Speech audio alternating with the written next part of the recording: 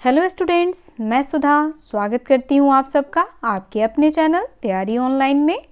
आज की वीडियो में हम क्लास 10th के हिंदी पाठ्य पुस्तक क्षितिज भाग 2 के पहले अध्याय सूरदास के पद, जिसमें सबसे पहले हम सूरदास जी का परिचय जानेंगे, क्योंकि बहुत सारे प्रश्न कवि और लेखक से संबंधित होते हैं। और आज का ये वीडियो उन सभी स्टूडेंट्स के लिए भी है जो कॉम्पिटिटिव एग्ज़ाम की तैयारी कर रहे हैं। तो चलिए सबसे पहले हम सूरदास जी का जीवन परिचय देखते हैं।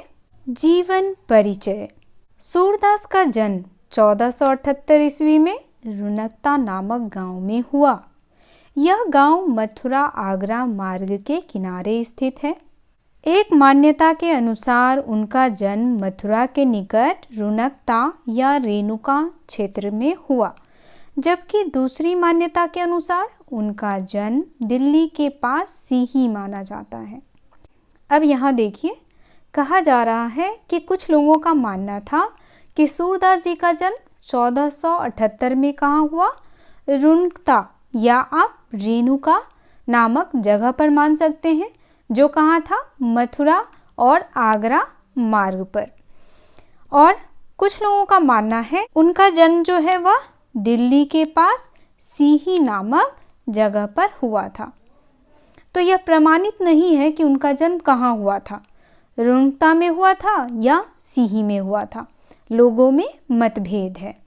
सूरदास जी के पिता का नाम था रामदास और यह एक गायक थे। तो यह भी महत्वपूर्ण है, यह भी पूछा जा सकता है कि सूरदास जी के पिता का नाम क्या था। तो आप यहाँ पर लिख सकते हैं कि सूरदास जी के पिता का नाम रामदास था और वह क्या थे, तो गायक थे। महाप्रभु बल्लभाचार्य के शिष्य सूरदास अष्टछाप के कवियों में सर्वाधिक प्रसिद्ध थे। बच्चों, बल्लभाचार्य के 4 शिष्यों में सूरदास जी जो थे वह सर्वाधिक प्रसिद्ध थे। और सूरदास जी को क्या कहा जाता था, सूरदास जी को अष्टछाप का जहाज भी कहा जाता है। यह भी आप ध्यान रखें, कई बार प्रश्न में पूछा गया है कि सूरदास जी को और क्या कहा जाता है, तो सूरदास जी को अष्टछाप का जहाज भी कहा जाता है। वे मथुरा और वृंदावन के बीच गौ घाट पर रहते थे और श्रीनाथ जी के मंदिर में भजन कीर्तन करते थे। सूरदास जी कहाँ रहते थे, तो मथुरा और वृंदावन के बीच जो गौ घाट था वहाँ रहते थे। और श्रीनाथ जी, यहाँ प्रभु श्री कृष्ण जी के अनेकों नाम हैं, तो यहाँ श्रीनाथ जी जो हैं वह किसे कहा गया है, प्रभु श्री कृष्ण को कहा गया है। यह श्रीनाथ जी के मंदिर में क्या करते थे, भजन कीर्तन किया करते थे। सूरदास के जन्मांध होने के विषय में मतभेद है। तो यहाँ देखिए बच्चों, कुछ विद्वानों का मानना था कि सूरदास जी जो हैं वह क्या हैं, जन्म से अंधे। उनका मानना था कि सूरदास जी जब जन्म लिए थे तभी से अंधे हैं। लेकिन कुछ विद्वानों का मानना था कि वह बाद में अंधे हुए। इस पर क्या था, मतभेद। सन 1583 में पारसौली में उनका निधन हुआ। तो यहाँ देखिए, सूरदास जी का निधन 1583 में पारसौली गांव है। यह कहाँ है, तो यह गांव है आपका मथुरा में। मथुरा का एक गांव है पारसौली, वहाँ इनका निधन हो गया। अब आगे देखिए, उनके 3 ग्रंथों सुरसागर, साहित्य लहरी और सुरसारावली में सुरसागर ही सर्वाधिक लोकप्रिय हुए। तो 3 जो उनके मुख्य ग्रंथ थे, सुरसागर, साहित्य लहरी और सुरसारावली, इन तीनों में सबसे फेमस जो बुक है उनकी वह है सुरसागर। यह सर्वाधिक लोकप्रिय था। खेती और पशुपालन वाले भारतीय समाज का दैनिक अंतरंग चित्र और मनुष्य की स्वाभाविक वृत्तियों का चित्रण सूरदास जी की कविता में मिलता है। सूरदास जी वात्सल्य और श्रृंगार के श्रेष्ठ कवि माने जाते हैं। अब यहाँ देखिए, बहुत ही महत्वपूर्ण प्रश्न बन रहा है कि सूरदास जी किस रस के सर्वश्रेष्ठ कवि माने जाते हैं। तो सूरदास जी जो थे वह वात्सल्य रस के भी सर्वश्रेष्ठ कवि हैं और श्रृंगार रस के भी सर्वश्रेष्ठ कवि माने जाते हैं।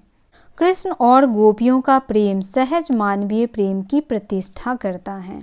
तो यहाँ देखिए सूरदास जी ने प्रभु श्री कृष्ण और गोपियों के प्रेम का सहज मानवीय रूप में वर्णन किया है। प्रभु श्री कृष्ण और गोपियों के प्रेम का जो वर्णन किया है यह किस रस में किया है? तो श्रृंगार रस में किया है।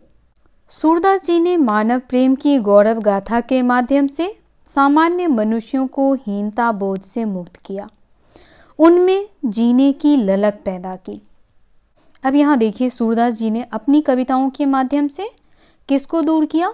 तो मनुष्यों के बीच में जो भेदभाव थी, जो हीनता की भावना थी, उससे लोगों को मुक्ति दिलाया और उनमें जीवन जीने की ललक को पैदा किया। उनकी कविता में ब्रज भाषा का निखरा हुआ रूप है। वह चली आ रही लोक गीतों की परंपरा की ही श्रेष्ठ कड़ी है। सूरदास जी की जो रचनाएं हैं वह किस भाषा में हैं? वह ब्रज भाषा में हैं।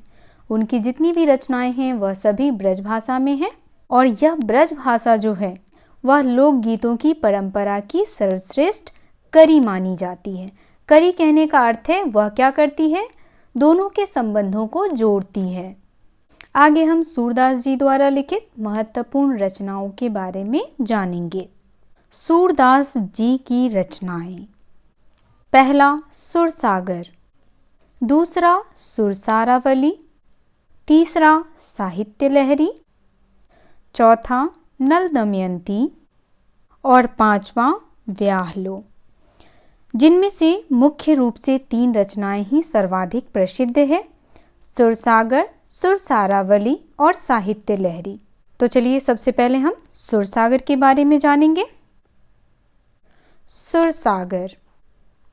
सुरसागर ब्रज भाषा में महाकवि सूरदास द्वारा रचे गए कीर्तनों पदों का एक सुंदर संकलन है जो शब्दार्थ की दृष्टि से उपयुक्त और आदरणीय है। इसमें प्रथम 9 अध्याय संक्षिप्त हैं, पर 10वें स्कंद का बहुत विस्तार है। इसमें भक्ति की प्रधानता है। इसके 2 प्रसंग कृष्ण की बाल लीला और भ्रमर गीत सार अत्यधिक महत्वपूर्ण है। अब यहाँ देखिए सुरसागर यह लिखा गया है ब्रज भाषा में और महाकवि सूरदास जी के कीर्तनों और पदों का एक सुंदर संकलन है जिसमें 2 प्रसंग जो हैं वह बहुत ही महत्वपूर्ण है। पहला है कृष्ण की बाल लीला और दूसरा भ्रमर गीत सार। अब हम जानेंगे सुरसारावली के बारे में। सुरसारावली। सुरसारावली भक्त कवि सूरदास की एक रचना है। इसमें 1107 छंद हैं। यह संपूर्ण ग्रंथ एक बृहद होली गीत के रूप में रचित है। इसकी टेक है, खेलत यह विधि हरि होरी हो, हरि होरी हो वेद विदित यह बात। इसका रचना काल संवत 1602 निश्चित किया गया है क्योंकि इसकी रचना सूर के 67वें वर्ष में हुई थी। अब यहाँ देखिए 1107 छंद है। कितने छंद हैं? तो 1107। और यह जो है वह क्या है? एक बृहद होली गीत। होली का जो गीत होता है, होली में जो हम गीत गाते हैं उसकी रचना की गई है और इसकी टेक है, खेलत यह विधि होरी हो। भगवान श्री कृष्ण होली किस तरीके से खेलते हैं उसका वर्णन किया गया है सुरसारावली में। और यह कब लिखा गया? तो यह लिखा गया है 1602 ईस्वी संवत में। जब सूरदास की आयु कितनी थी? 67 वर्ष। जब वे 67 वर्ष के थे उस आयु में उन्होंने सुरसारावली की रचना की। चलिए अब हम साहित्य लहरी के बारे में भी जान लेते हैं। साहित्य लहरी। साहित्य लहरी 118 पदों की एक लघु रचना है। लघु रचना कहने का अर्थ है एक छोटी सी रचना जो केवल कितने पदों की है? तो 118 पदों की है। इसके अंतिम पद में सूरदास का वंश वृक्ष दिया गया है। वंश वृक्ष यानी उनके वंशजों का नाम, जिसके अनुसार सूरदास का नाम सूरजदास है। वंश वृक्ष के अनुसार सूरदास जी का मूल नाम क्या माना गया है? सूरजदास। और वे चंद्रवरदाई के वंशज सिद्ध होते हैं। किसके वंशज? चंद्रवरदाई। चंद्रवरदाई से कुछ याद आया आपको? चंद्रवरदाई की रचना है पृथ्वीराज रासो। और चंद्रवरदाई जी जो थे वह पृथ्वीराज के दरबार में दरबारी कवि थे। अब इसे प्रक्षिप्त अंश माना गया है और शेष रचना पूर्ण प्रामाणिक मानी गई है। सूरदास जी का जीवन परिचय यहीं समाप्त होता है। आपको यह वीडियो कैसा लगा आप हमें कमेंट करके अवश्य सूचित करें। अगर आप हमारे चैनल पर नए हैं तो चैनल को सब्सक्राइब कर लें, बेल आइकन को दबाएं ताकि सभी नोटिफिकेशन आप तक पहुंचता रहे। वीडियो को लाइक करें और अपने दोस्तों के साथ शेयर अवश्य करें ताकि उन्हें भी सूरदास जी के जीवन परिचय से लाभ मिल सके। तो मिलते हैं अगले वीडियो सूरदास जी के पद में। तब तक के लिए आप सबका बहुत बहुत धन्यवाद।